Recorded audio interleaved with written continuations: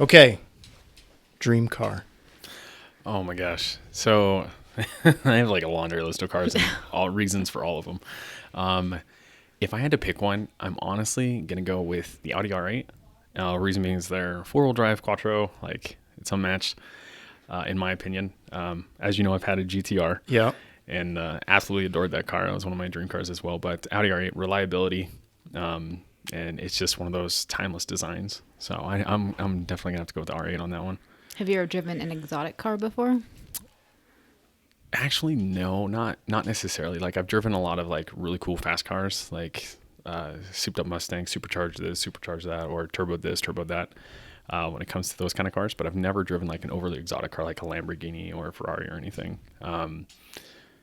So I guess I don't have a huge amount to base too many choices on, but I do a lot of reading, listening, and watching, viewing, and studying on all cars. And so when you're talking an overall like top 10 most reliable cars, especially in the realm of like V10, you're talking Audi R8 GTR and Huracan, Lamborghini Huracan. So you do research on the newer cars. Yes, What about I do. the older cars? Are you into classics or anything like that? I do appreciate older cars. Okay. I think it's just that the design element of newer cars, especially like exotics, that's more my forte than old classics. I don't want to say I'm bougie or anything, but What year would be old? what year? Oh my gosh. Okay, so I think it's going to come down to the car. Truthfully, and I'm so waiting for You don't this have to answer. filter your answer. Just so spit it out. It's good. if I'm going to say old, it's going to be for me pre 2008, 2009. And What? so you have that realm of like classic car, older car, and then of course like new modern tech, modern design and everything. So I consider that just because 2008 to like 2012 was a huge advancement when it came to like design, as well as just overall like car construction and capabilities as well, when they started really pushing thresholds. So I'm going to say that around that time frame, 2008 to 2012. And of course I graduated in 2010. So Okay, so I mean, if you've got a vehicle that's a 2006, is that old or is that a classic to you? that's old. That's just an old car. That's not a classic. That's old. Got it. All right, Thank noted. you for coming on the show today. Yep. Have a nice day. Thank you guys for having me. Good morning and welcome to GI and a Cup of Joe. I'm your co-host, Annie T. And I am Justin C. In this podcast, we like to take off the rank and get right down to just being a regular person who made a random decision to wear a uniform in the Idaho Army National Guard. All of us come from very different backgrounds, but we do have one common goal: to better our future. Not just to better our future for ourselves, but for our families and the ones we love. Officially, we are Command Sergeant Major Justin Cole and Sergeant First Class Annie Torres, but honestly, I'm just a regular girl. And I'm just a regular dude.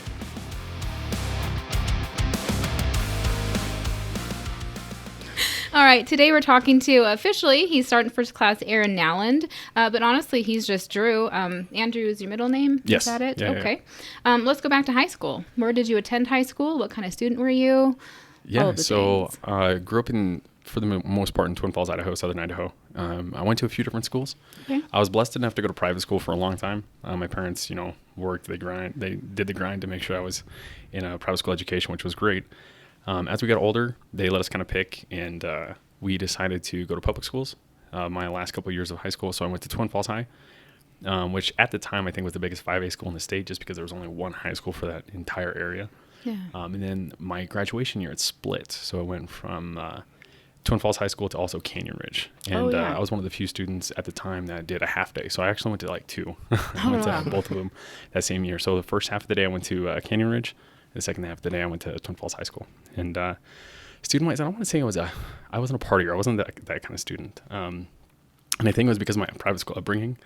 It wasn't until I got to college is when stuff got a little crazy. But Happens to all of us. we can talk about that later. But I was one of those, like, when I really applied myself, I would, straight A's, B's, really good high GPA. Of course, like my senior year, senioritis kicked in at like November. So I went into that final semester, like, having A's and B's, and then I literally graduated by the skin of my teeth with straight C's. On graduation. But hey, I graduated that, but I wasn't a bad student. I wasn't one of those ones that got in trouble all the time. I do have a couple stories of like, getting pulled over right behind my house as one of those like main streets, and one of our neighbors was a cop, and he pulled me over right behind my house. And not knowing it was me, and so my dad just came out of the back and looked at me and was, just give me that look. It's like, I can't wait till you get home. Yeah. Right. And then it was funny too, is I got pulled over the same year, just like a month or two later, over off Pole Line, which is, close to my house at the time also. And the guy that pulled me over took my license, came back and asked me if I knew a Keith Nellen, which is my dad's twin brother, who went to OCS. He was in the military. He retired as well. Retired as a major and everything. And he he told me, "Do you know him?" And he's like, "Yeah." He's like, he went to OCS with him, so he knew my dad, knew my uncle and family and everything. So that was kind of a. So they get like a text, like when you're done, here's your ID back. No, I told my dad, and then he of course talked to my uncle. My uncle reached out to him and everything. But overall, I wasn't a bad student or anything until when I got to college and I spread my wings, and of course that led me down kind of. Actually, some of your follow-up questions and everything, I'm sure we'll touch base on kind of that stuff. So favorite subjects, hobbies, things you did in high school. So my favorite subject was math. I was always a math nut. It was just super easy for me. It was like quick to catch on. And then science. Like those were the two subjects. English, literature, all that stuff. Oh my gosh, that was a struggle bus. I have no idea what it was. I mean, just you'd rather watch the movies. Speak it every day, but Lord knows I couldn't use a comma to save my life how I should have. But math and science were great. And I also, this is funny, part of my hobbies during that time, I did sports. What'd you play? Football and track were my two favorites. So I did football, indoor track when I was able to, and then track in the spring season. So okay. Football, I started off as a lineman growing up because I was actually really hefty guy. I was like 5'4", almost 200 pounds, and like men's 40 waist. I was big. I was a big kid, double chin. I think I remember that. I mean, you remember telling me that. Wow. People don't believe me when I say it today, but no way. Yeah, so it was around sophomore year or freshman summer, sophomore year. Puberty does great things, and I was in the gym doing football seriously, taking weights seriously, eating seriously, and stuff like that, and lost like 60-something pounds. And then from that point, got into when I went to public school, I went to and became a linebacker and running back and stuff like that. So that's what happened there. And then I became a sprinter and went from a thrower, like a discus and shot put, to a sprinter and pole vaulter. I was going to ask you if it was sprinting because of your stunning calves. No, and that's something I've taken from there. Is like, I remember it was my freshman, first time taking track seriously. It was my freshman year. Even though I was a thrower, they still made you do some running event, right? Right. And I'm like, I'm gonna do the shortest race there is. I'm gonna do the 100. I just get up there, get off. And I was running, and I saw so many people, and I naturally used to run on my calves, but I see so many other people run, and I was like, oh, everybody's running like midfoot, heel to toe stuff. So I started doing that in sprinter spikes, which are have non-existent pads at the bottom. And then finally one volunteer coach was like, run on your toes. What are you doing? And I was like, okay. And ever since then, it just stuck. And then after, further doing track and et cetera, and knowing like, okay, I got to run on my toes, it just stuck. And so now I used to be able to run like 8 miles or so just on my calves, but without my calves killing me. Now it's like I get 2 miles and I'm like, okay, we're done here. Yeah. Well, I mean, intense. I imagine the amount of muscle that it takes to move something that's attracted by gravity so much as those calves. So. But it got a lot easier as I lost a bunch of weight. But So another hobby I had though, aside from sports, was actually cooking. What? Really? So one of my big things growing up, it started off when my dad went on the first initial deployment back in the early 2000s, and so it was just me, my brother, sister, my mom, and. From that point, like one morning I got up and I just decided to make breakfast. Never done it before. Made eggs, pancakes, and all this other stuff. Just watched my mom and be in the kitchen with her and my grandma. And ever since then, I was like, I enjoy cooking. I started making food and stuff just to help my mom out, right? She was doing a lot while he was away. So developed a passion for that, and then started doing like cooking classes and did cooking competitions like in the schools, home ec and stuff like that. And then I did my first like actual competition with other schools, not just in school, and was one of the top ones in that. We did it at the college. We did it at CSI at the time, and placed in the top students there. And so I had the opportunity to go to state. There were some changes, so unfortunately I wasn't able to go to state at the time, but it made me realize like I'm good at this and I enjoy doing it. And so that was initially leading into stuff for college as well. So what was your favorite thing to cook? Oh man. When it comes to like Or at the your time signature cuisines, dish. I think pizza was actually my favorite. Yeah. Like I got really good at like tossing the dough and doing all that stuff, trying to make it fun. And my favorite pizza to make at the time was a pesto goat cheese. Actually. Oh, really? Yeah. Wow, Is it like a the bougie almond pizza pesto? too. Yeah. So spinach pesto, Yep. almonds and all that good stuff in there, and then did goat cheese and mozzarella and a few other toppings depending on what I was doing at the time or what I had on hand. So Yeah. yeah. I think he's always been bougie. Wow. Cars, chef. What else are we missing here? Quality people, quality. So when you were in high school, what were your plans as far as your professional future? I was one of those. I was kind of indecisive. Like I started leaning towards.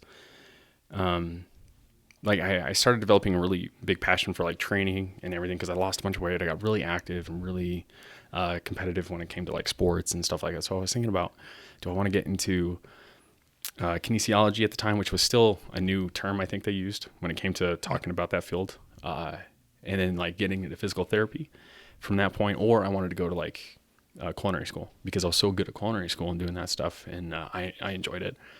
And so it was always a battle before I graduated, and then I took a semester off, took some time away because sports weren't going to work out, unfortunately, due to issues like injuries and stuff. Mm-hmm. And so from there, I decided to go to culinary school and did more competitions with the schools and everything. And it came to a certain point. I won a competition. I remember it was a Nicholas Company food show, and it was held at Canyon Crest down in Twin Falls. And I won that competition. It was my what's that cooking show where they open the box. I think is it Chopped or something? Yeah. You open Chopped. the box and you have mystery items and stuff. You got to make a menu or make a dish and everything, right? Yeah. So that was the same concept. They gave us a bunch of food and it was a food show. So you had a lot of other like different kinds of ingredients you can go get just right off the show floor to use in your dishes, right? So they gave us a little bit of time to prep for it. Like after we opened the box, and I remember it was like a tenderloin, potatoes, zucchini, squash, chicken, a few other items, right? And so we had to create an appetizer and then an entree. And from there, I started brainstorming, and we were two-man partners or two-man teams. And I can't remember how many teams were there, but came up with like a salad. How did I say it? It was a spinach confetti salad with a pan-seared chicken breast. With a strawberry honey vinaigrette. And then I came up with a freshly ground peppercorn sirloin with mushroom potato ragu. So I made that. I won the competition, which was great. But as it got further, I got job offers and everything. But that's when I was really like, what do I want to do? Because I love doing this, but I don't want to do it as a career because I don't want to like not like it. I don't want to not enjoy it and feel more of like a hobby for you. Yeah, exactly. So ixnayed that and decided just after a while I started working, got into retail, got offered manager positions, and so I moved out of state to go work in Montana at the time. Started trying to go to school at the university there while working and everything, and it's getting difficult, and I actually started hanging out with the wrong kind of crowd, doing the wrong kind of stuff. No. Come on. It started actually when I was going to culinary school. Like I said, like when I got into college, I started getting a taste of like the partying and doing that kind of stuff. And I was like, oh boy. And I went up to Montana, same thing. I almost got caught in a bar by cops. They went and ran some information I gave them, then I bolted out of the bar. And after that, I was like, man, I'm not doing so hot here. Oh man, I didn't know you were a thug. Yikes. So luckily, it's nothing's on record, but no. So after that, that's when I was kind of like, I've got to do something with my life. I've got to figure this out. So I decided to move back home. back to Twin Falls, and then that's kind of where the rest of my life progressed from that point too. So.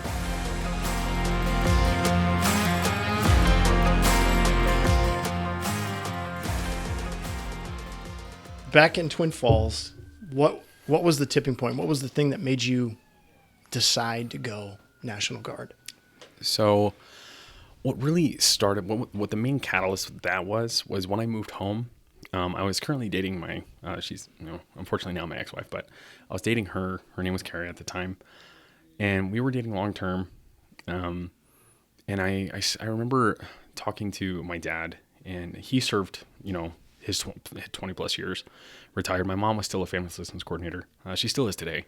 But she was working with military families, and I knew all the recruiters down there. I know you remember Chris Webb. Mm-hmm. He was a longtime family friend. My dad was his boss when my dad was in, right? So I knew him for such a long time, and I knew the benefits, and I was just trying to be stubborn. I was one of those kids of like, no, I don't want to do military. I can do it on my own. And, like I said, I started hanging out with the wrong crowd, and I was like, I need a change. And I knew that was going to be a change. Like I knew if I could get away, but I didn't want to go away. Like I wanted to get away. I didn't want to go away. That was kind of one of the big things. Like I wanted to start a family. I knew I wanted a family. I knew I wanted to be close to my family, but I wanted to just go places. Right. So, and I knew how the Guard treated my dad and us as a family when he was in. And so I was like, you know what?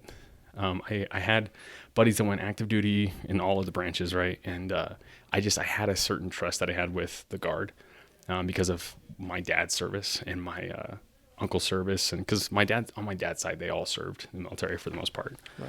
And, they were all Guard. Like some of them went active duty or some went reserves and everything. But for the most part, they were all National Guard in just different states. And all their experiences kind of played a role into like, okay, this is kind of what I want. This I know is going to fit the bill, and it's going to be what I make of it.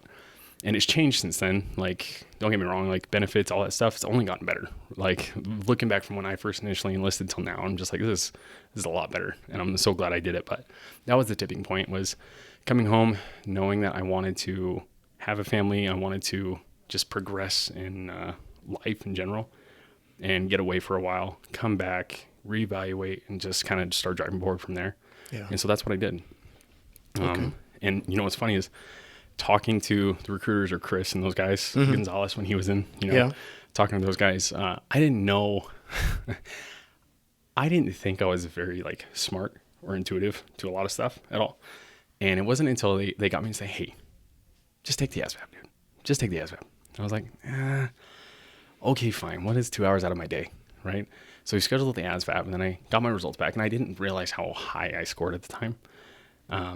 Was a lot higher than I was expecting. Okay. So I'm not going to tell you my scores because some people probably have higher scores than me, but, I scored high enough that I had opportunities in jobs that I didn't think I would ever be in. Like, I got in as a UAS operator or a 15 whiskey, and I didn't think anything in aviation or military intelligence was anywhere near my forte. Right. So they said, hey, this is an opportunity you have.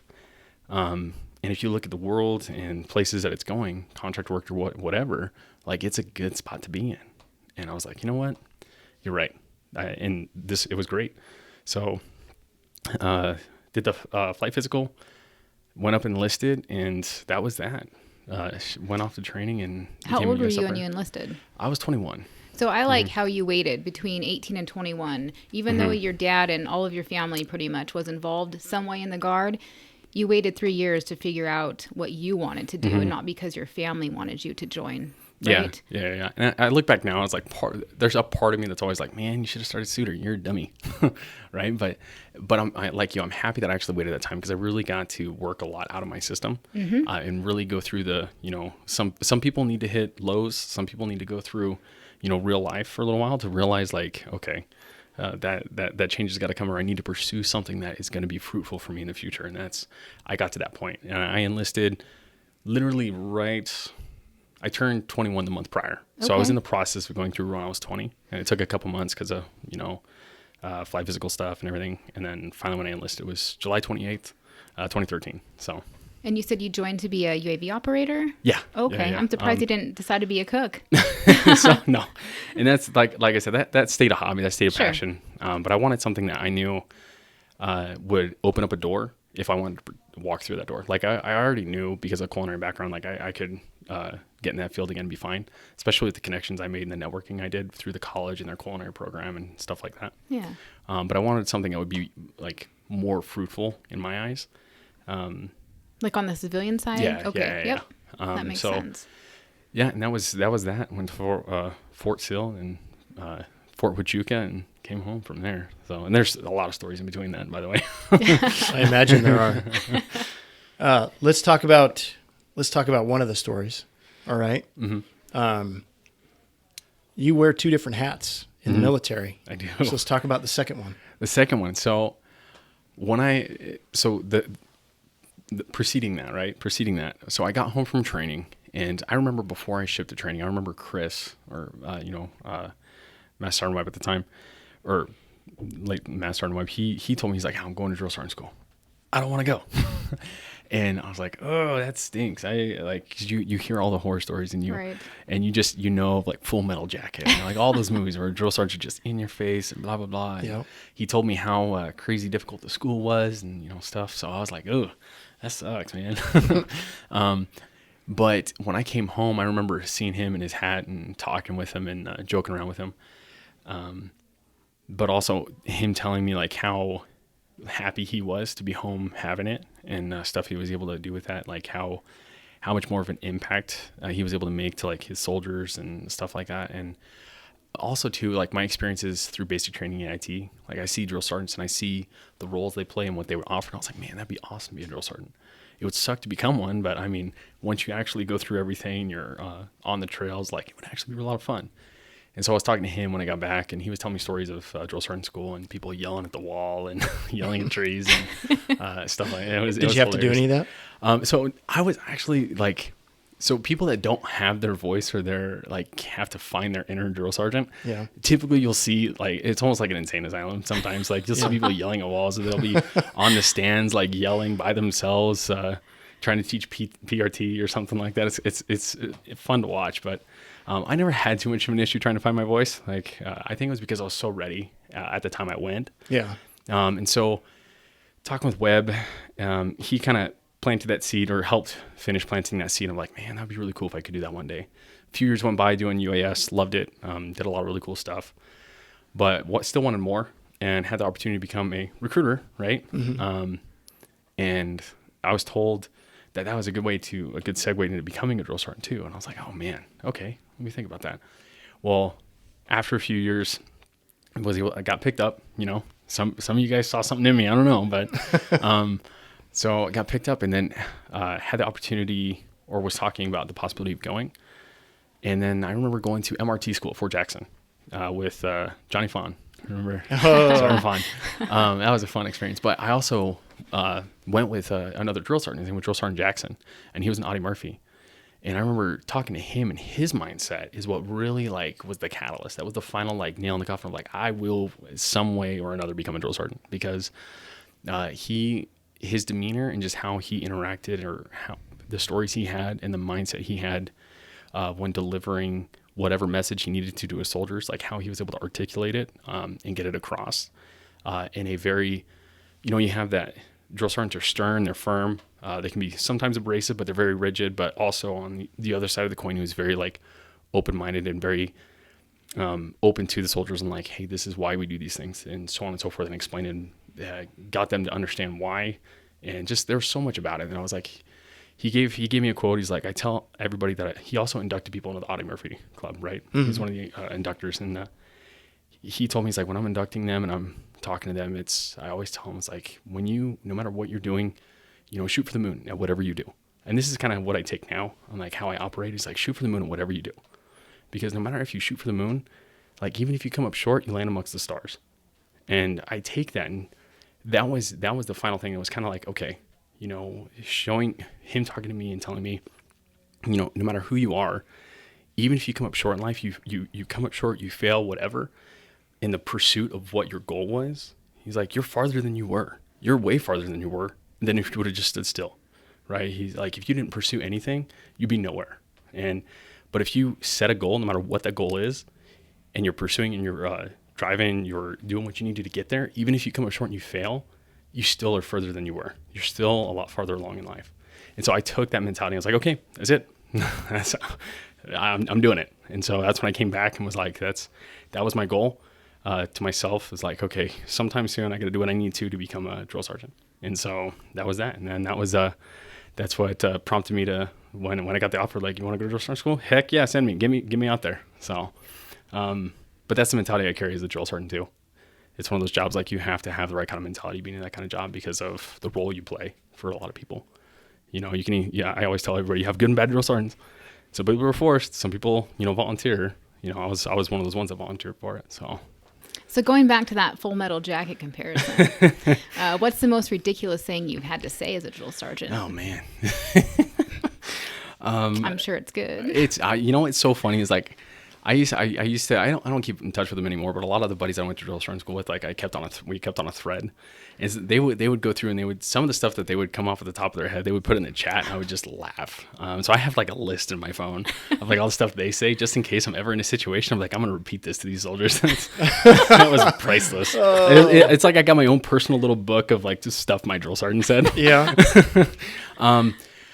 It's some stuff I can't say, but they're hilarious. But there's times that I'm just like, I'm amazed at how dense some individuals can be. And I'm like, man, if you had two rocks, you couldn't bang them together. Like, I don't understand why this is not clicking with you. And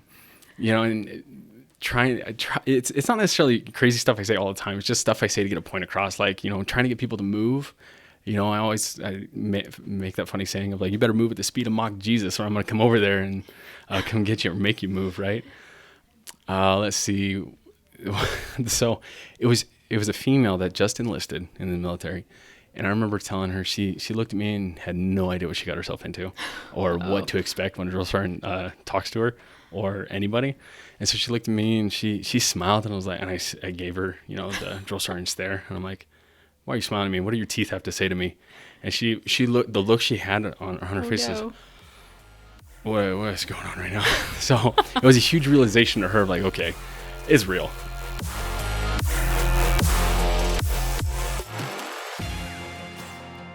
So besides graduating drill sergeant school, mm-hmm. what's another amazing accomplishment that you've managed to nail down in the military?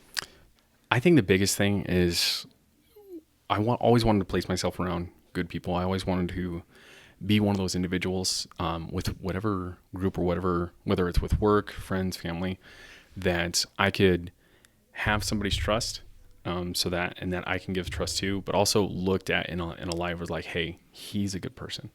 Like, he's somebody that has my back. He's somebody that I can go to, whether it's needing help with something or venting or whatever. And I think in the community that I have right here, in my unit, and years of just fostering that, I have to say, I think that's my biggest accomplishment is I'm able to, I feel that I can say that I'm a part of a group of people that look at me and can say, he's a good person. He's a good soldier. He's a good drill sergeant. He's like, he cares about his craft. He cares about what he does. He cares about the people he impacts, whether it's family, like I said, friends, soldiers, fellow soldiers, not newly enlisted, but also people that have been in for a minute. And that and one thing too is I always want to make my family proud. And, right. And, when my mom, actually just the other day, here's a quick story. I think this is just, it's stuff like this that really keeps me going. It fills my HUA meter, right? Yeah. Oh man. So drill sergeant of you. Yeah. So my mom got an email the other day. She's, like I said, she's a family assistance coordinator from down in Twin Falls. And one of the soldiers that was there, she was talking to him, and he put two and two together. He asked her, because he saw the last name. He's like, do you know Drill Sergeant Allen? And she's like, yeah, that's my son. And he sent her an email that I kept, because it's stuff like this that made me so happy. The down and dirty. He's like, I can't do nothing but thank you, but also Drill Sergeant Allen for where I'm at today. He was trying to surprise his mom because he got home from the deployment, and he's like, it was because of Drill Sergeant that I'm the man I am today. So when you get a chance and you see him, can you tell him thank you for me? And I'm like, that's it. That right there lets me know I've achieved. You've made it, right? Yeah, as that figure, whether it's in battalion or just outside the battalion, that people can look at and be like, okay, he's a good one. That was it. So. Yeah, it's I got a quick story too about sure. Drill Sergeant Allen. Yeah. And it's short. So being in the position I'm at, I have an opportunity to kind of circulate around. And for me, where I'm at, it's always about work ethic, right? Being a street recruiter, you're going to win some, you're going to lose some, right? And I remember over by your storefront, there's a Five Guys, right? It was about 5:30 in the afternoon, maybe 5:45. I was going down to get something to eat. And I think my wife may have been with me, or I don't know what it was, but it was the middle of the weekday. I remember walking by the storefront on my way down to Five Guys, and the place was empty, but you were in there, and you had your kids in there, and you were sitting at your desk, and you were like filling out packets and doing something. And that's always stuck in my mind. Like, you look back at all of the NCOs that have been in this battalion, say in the last 2 decades, 25 years, right? They always made this career path, they included their family in it, right?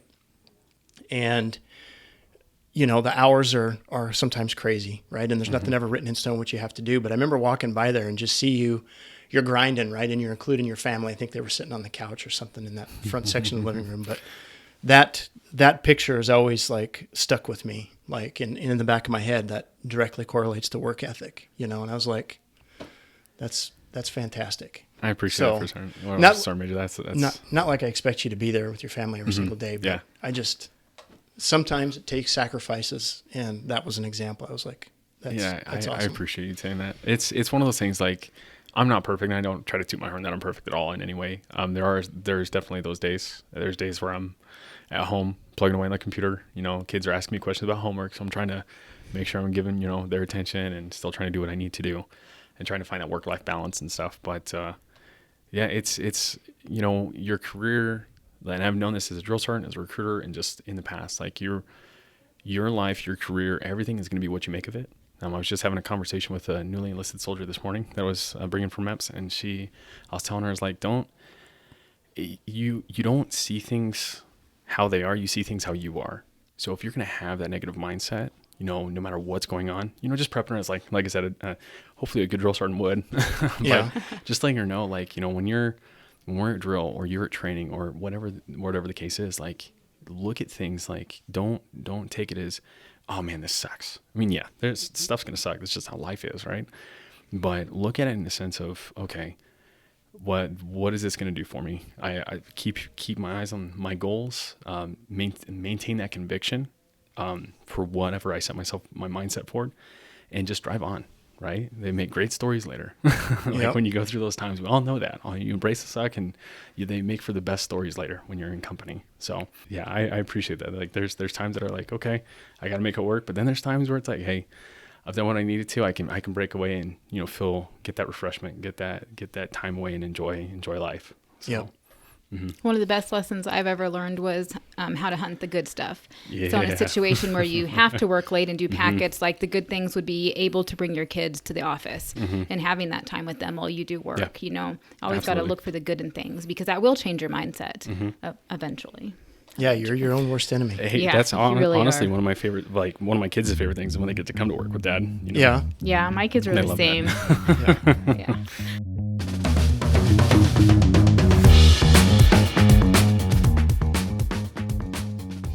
So if you could go back to high school and give students who are unsure about their future a piece of advice, what would that be?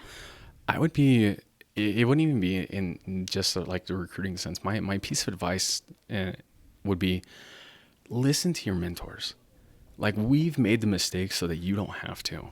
Yes, you're going to have to make your own mistakes, but take the advice of those that have made them already, and tell them, you don't have to be perfect. You don't have to pursue a perfect life, or, everybody wants that, but you don't have to force perfection because it's non-existent. But just understand your teacher, your career advisor, your mom and dad, or, whoever it is. Like, we've made our mistakes and we are trying to give you advice so you don't have to make them, and run with that. Like, go make your own mistakes, figure it out, and then give that same information to the next one. That would be my advice. I like it. So we get to this point in the podcast, and this is probably the most important question we're going to ask you. The most important. Yeah. So, is Sasquatch real?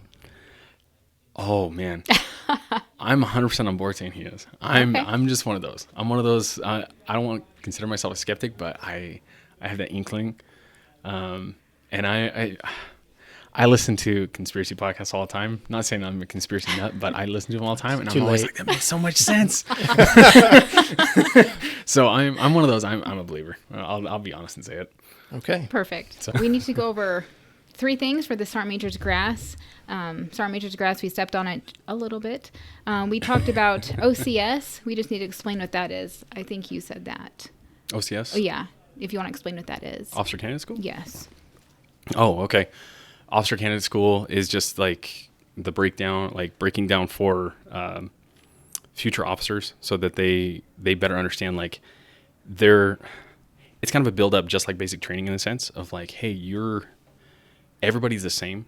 You have to be brought up the same, but you have to be able to hold yourselves to the standard as well as the people under you, because the people under you may not hold that standard, or you have to break those bad habits as a leader, an officer, and hold them to those standards and make sure that you're bringing up those good habits. So it's that instruction and development to also understand that you're going to make some major decisions. You're gonna have to lead not just a few people, but a lot of people.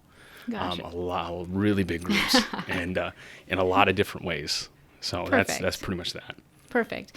We talked about AIT before, which is just your job training after boot camp. But you said something else that needs an explanation, and that's a HUA meter.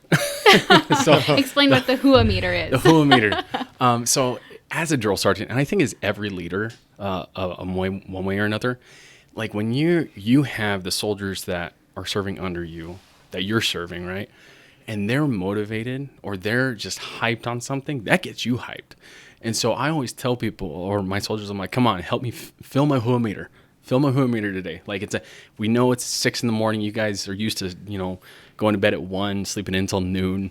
You got to get motivated. And so what I always tell them is like, fill my HUA meter, make me motivated, get me riled up, get me ready. Get me going for the day, etc. So that's what I take. Nice. I love it. That's all the time that we got. Thanks for doing this. Okay, yeah, Thank absolutely. you. Thank you guys for Appreciate having me on. Well, that's all the time we have for today. We'd like to thank our guests and our production crew for their time. Join us every Wednesday here on GI and a Cup of Joe. See you next week.